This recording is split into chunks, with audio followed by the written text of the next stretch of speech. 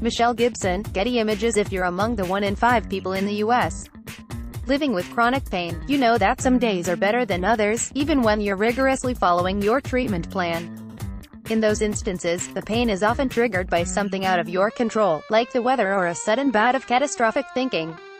Some of these triggers are universal, while others are a bit more personal. Read on to learn how to recognize what's setting off your pain and the strategies for relieving it. iStock.com. Nearly everyone with chronic pain can experience a worsening of symptoms when they're very stressed, says George D. Commercy Jr., MD, a professor of internal medicine at the University of New Mexico School of Medicine and an attending physician at the school's pain center. If a patient's pain is relatively stable and they then experience a stressful problem in their life, invariably the pain gets worse, he says. What to do? Try mindfulness-based stress reduction, which can also reduce pain.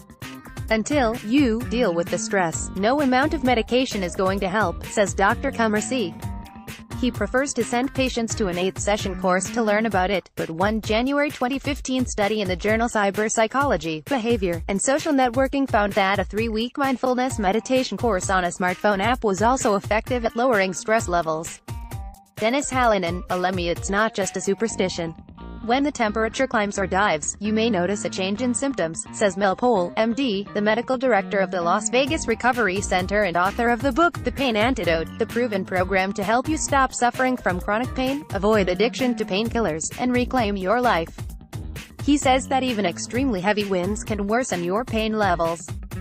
How the weather affects a person's pain is hard to prove scientifically, says Commercy, but one January 2015 study in the journal Pain Medicine found that patients with fibromyalgia said that weather changes were one of their main triggers.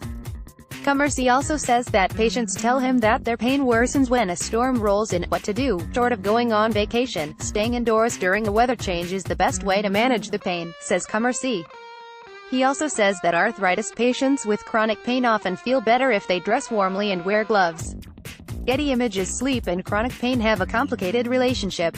It's a very vicious cycle, says Commercy. The more pain you have, the less well you will sleep. And the less you sleep, the more you will have pain. Adds Drive.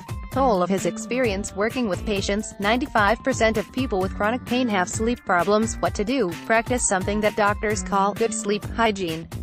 That means no TV or other electronics in the bedroom, says Commercy. Television and cell phones emit light, and light can stimulate brain activity and make it harder to fall asleep, he says. Other rules: don't exercise 2 to 3 hours before bedtime and try to finish a meal or alcohol beverage at least 4 hours before you want to fall asleep, he says. It's thought that certain foods, like the processed kinds, may cause inflammation in the body, which then triggers more pain. But as Commercy points out, the supporting research isn't rock solid, and it's difficult to say how many people these types of foods affect.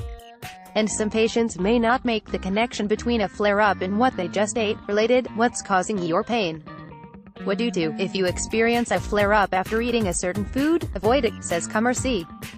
Processed fare, for instance, triggers more inflammation than green leafy vegetables or tree nuts, he says.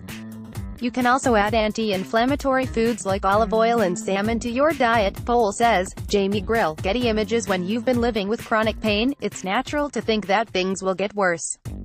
You get a little pain in the tip of your finger and you decide your arm is falling off. Pohl says. Well, that tendency to catastrophize will only make you feel worse, he says. Fact, it's like a self-fulfilling prophecy. In a 2011 study in General Hospitality Psychiatry, researchers found that chronic pain patients who both catastrophized and were depressed were more likely to have pain-related disability. What to do? Pay attention to your thoughts. When you start worrying, Pohl says, notice it without judgment. Say, there I go again, not, what's wrong with me?